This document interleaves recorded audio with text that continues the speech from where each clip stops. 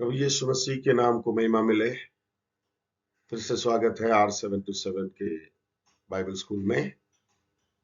इससे पहले आपने बहुत सारे सब्जेक्ट पढ़े हैं।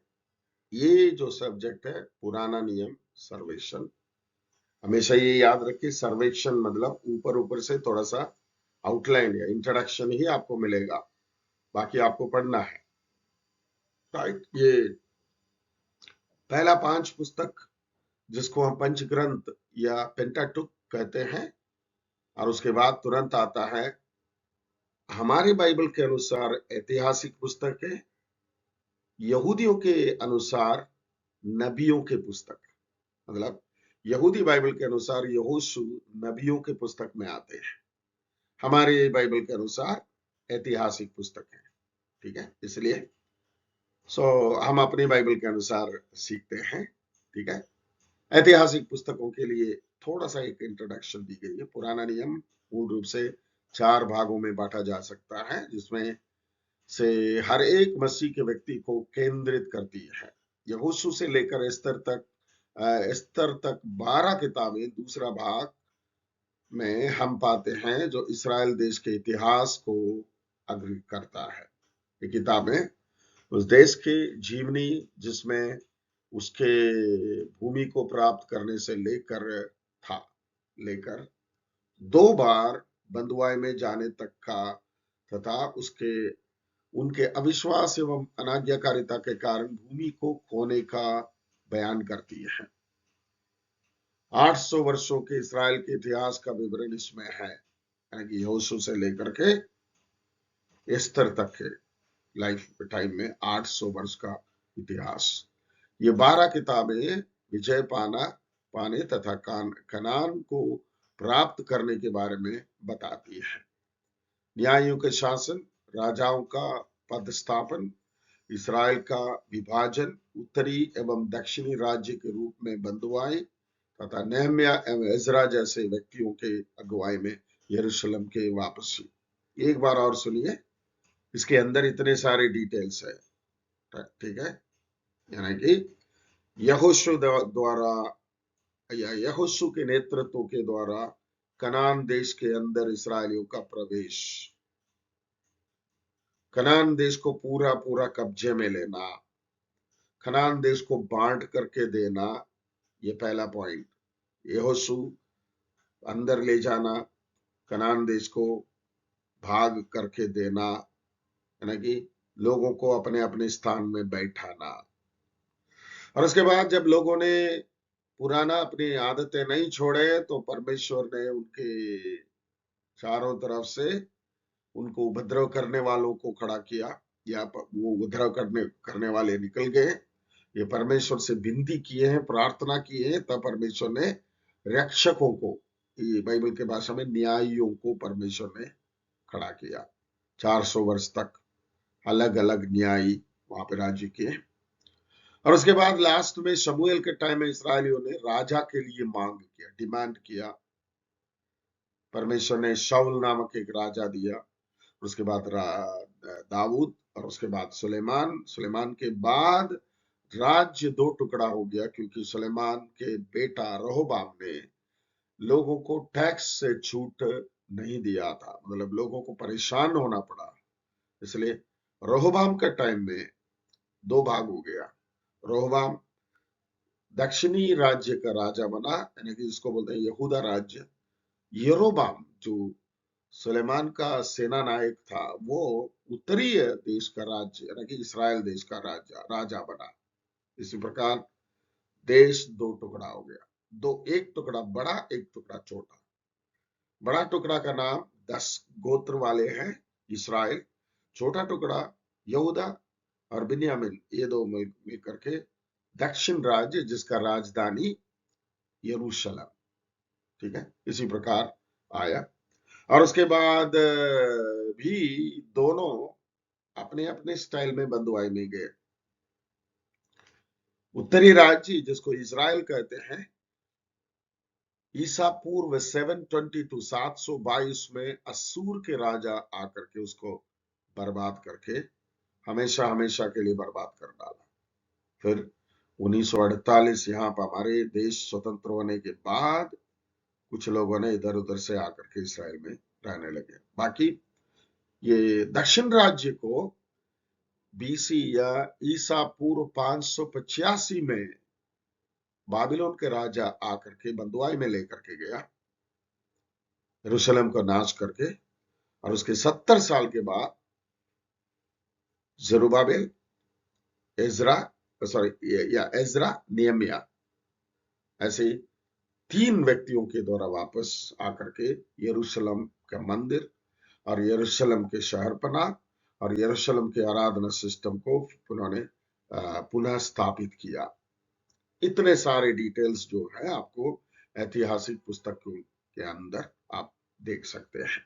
ठीक है, ऐतिहासिक पुस्तक में अभी पहला भाग जो है यहोशू की पुस्तक, और उसका ब्रैकेट में आप देख अधिकार में रखना एवं विजय, मतलब कैसे आप अपने स्वतंत्रता को जो परमेश्वर का दिया हुआ है उसको अपना अधिकार में लिए हैं, लेते हैं, उसके विषय में लेखक यहोशू। डेट देखिए 1400 से लेकर के 1370 ईसा पूर्व। ठीक है, यानी कि यहोशू इस समय जीवित रहे। ये जो टाइम बहुत महत्वपूर्ण। और यहोशू, अगर आप यहोशू के बारे में आप देखते हैं तो मूसा का साथ रहने वाला, निर्गमन की पुस्तक 33वें अध्याय में 11वें आयत में लिखा है, मूसा परमेश्वर के सामने यानी कि आमने सामने बैठ करके, जैसा एक भाई अपने भाई से बात करता है वैसा परमेश्वर से बात किया करता था। और बाहर, टेंट के बाहर यहोशू नामक एक व्यक्ति जो इनके साथ रहने वाला है, लेकिन इनको मदद करने वाला, मूसा परमेश्वर की उपस्थिति छोड़ने के बाद भी ये नहीं छोड़ता था। इतना प्रार्थना करने वाला एक व्यक्ति। राइट, यहोशू की पुस्तक 5वें अध्याय में देखते हैं, जब यरीहो के शहर पना उनके सामने खड़ी है, यहोशू शायद थोड़ा सा दुखी होकर वहां पे बैठा था, तब परमेश्वर की सेना के नायक वहां पे आकर के खड़े हैं। यहोशू हिम्मत के साथ उसके पास जाकर के पूछते हैं, तो हमारे पक्ष के हैं कि वैरी के पक्ष के हैं? कहते हैं मैं परमेश्वर की तरफ से भेजा गया। मतलब परमेश्वर की सेना के नायक से डायरेक्ट उन्होंने मुलाकात किया। क्या आपको मालूम है यहोशू या यहोशुआ जो नाम है, पुराना नियम में और नया नियम में यीशु मसीह का नाम भी यहोशुआ। इब्रानी भाषा में, हम हिंदी में जीसस क्राइस्ट, इंग्लिश में जीसस क्राइस्ट कहते हैं, हिंदी में यीशु मसीह कहते हैं। इब्रानी भाषा में यहोशू हमशियह जो कहते हैं, उसका नाम यहोशुआ या योशुआ, दोनों सही है। होसेया नामक, वो भी सही है। इसका मतलब यहोवा उद्धार करने वाला है। तो पुराना नियम में यहोशू प्रभु यीशु मसीह का एक प्रतिचाय है, वो बाद में देखेंगे। ठीक है, आगे बढ़ते हैं हम लोग। पुस्तक का शीर्षक, इस पुस्तक का नाम, पुस्तक के मुख्य व्यक्तित्व मूसा का दास नून के पुत्र यहोशू के नाम से लिया गया है।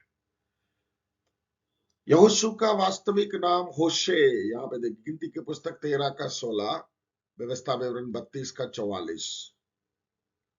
आपको ये मालूम होना चाहिए होशे बोलने से भी यहोवा उद्धार करता है, यहोशू बोलने से भी यहोवा उद्धार करता है। फिर नाम चेंज करने का क्या मतलब है पता नहीं है, वहां उनका नाम चेंज हुआ है जिसका अर्थ उद्धार है। लेकिन मरुस्थल में भटकने के समय मूसा ने उसका नाम योशुआ, ठीक है, यहोशुआ दोनों एक ही है, बदल कर रख दिया, जिसका अर्थ है यहोवा उद्धार है। या मतलब होशे मतलब उद्धार है, योशुआ मतलब यहोवा उद्धार है। यहाँ पे योशुआ नहीं यहोशुआ आना चाहिए।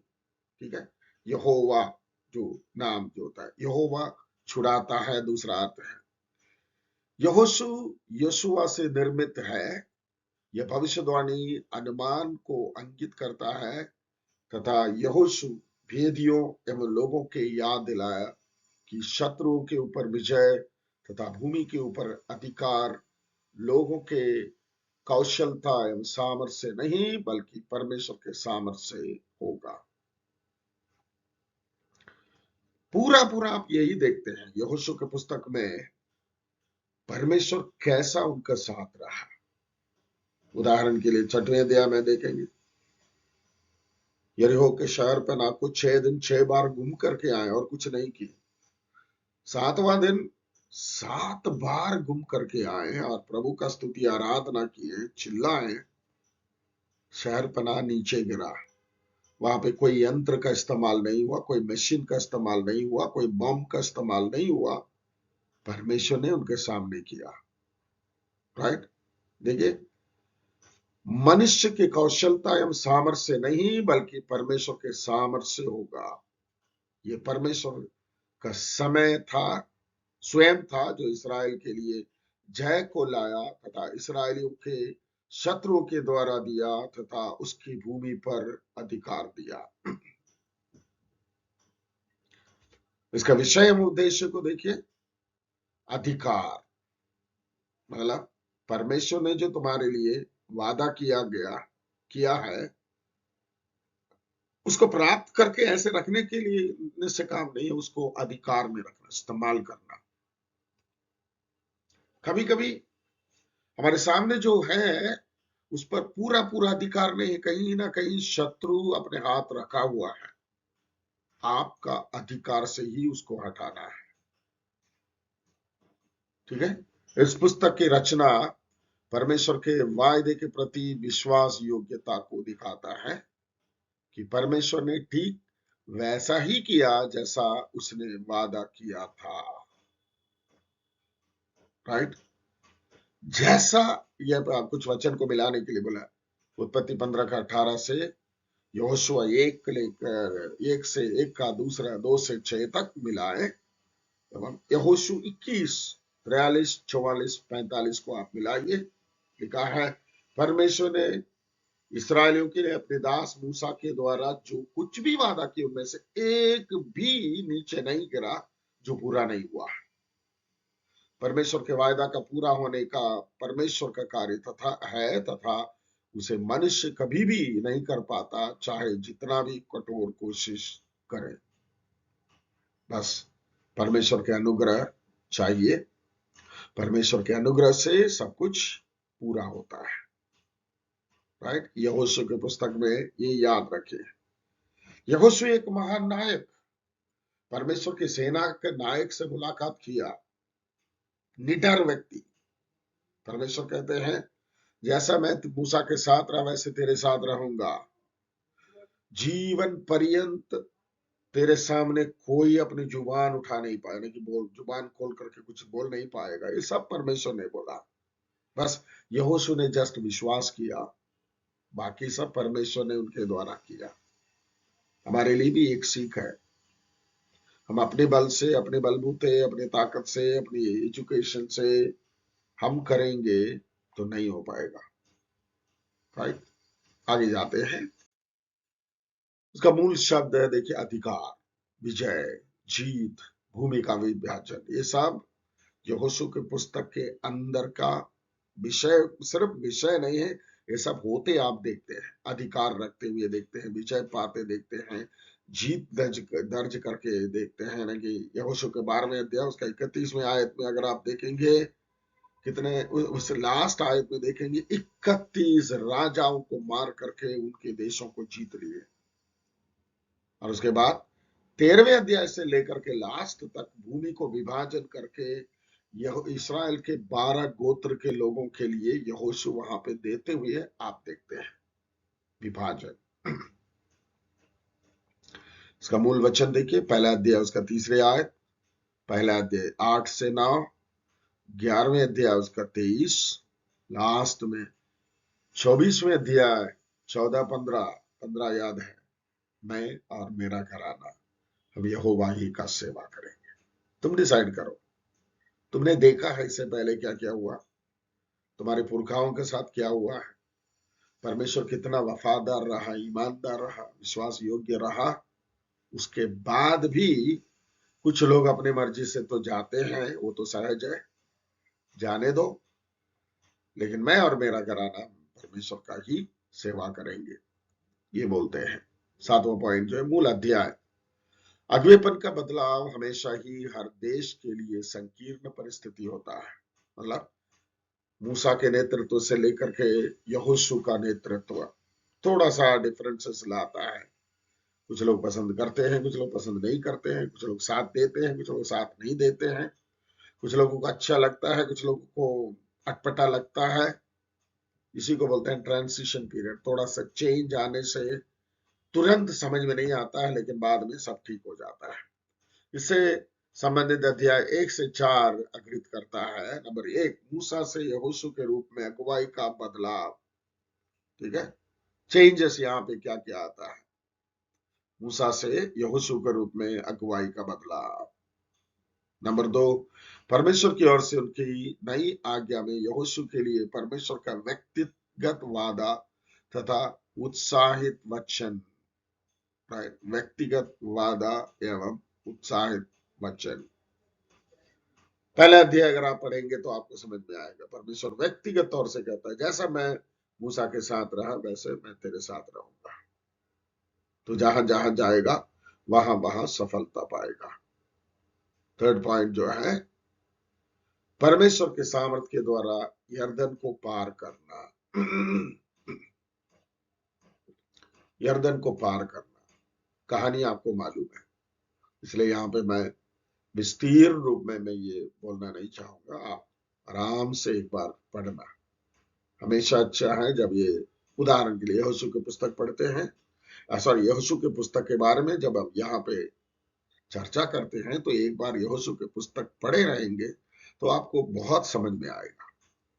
अध्याय 24 दिखाता है कि अब्राहम के समय से लेकर मिस्र से उसके छुटकारे, यरदन नदी का पार करना एवं कनान के ऊपर जय पाने में परमेश्वर की विश्वास योग्यता को यहोशू लोगों को याद दिलाता है। ये 24वें अध्याय को बोलते हैं यहोशू का फेयरवेल एड्रेस, अंतिम प्रचार, मरने से पहले का एक वक्तव्य वो जो देते हैं। राइट, उसमें क्या शब्द इस्तेमाल करते हैं? विश्वास योग्यता, इंग्लिश में बोलते हैं फेथफुलनेस। कहां से? अब्राहम को बुलाने से लेकर के, मिस्र से, मरुस्थल से, यरदन पार कराने के द्वारा, और यहाँ पे और यरीहो के शहर पनाह तोड़ने के बाद पूरे इस्राएल यानी कि कनान देश को परमेश्वर अपने लोगों को अपने वायदा के अनुसार पूरा करने के द्वारा परमेश्वर ने अपनी विश्वास योग्यता को स्थापित किया यहाँ पे। राइट, सो ये हमें ध्यान में रखने की ये बात है।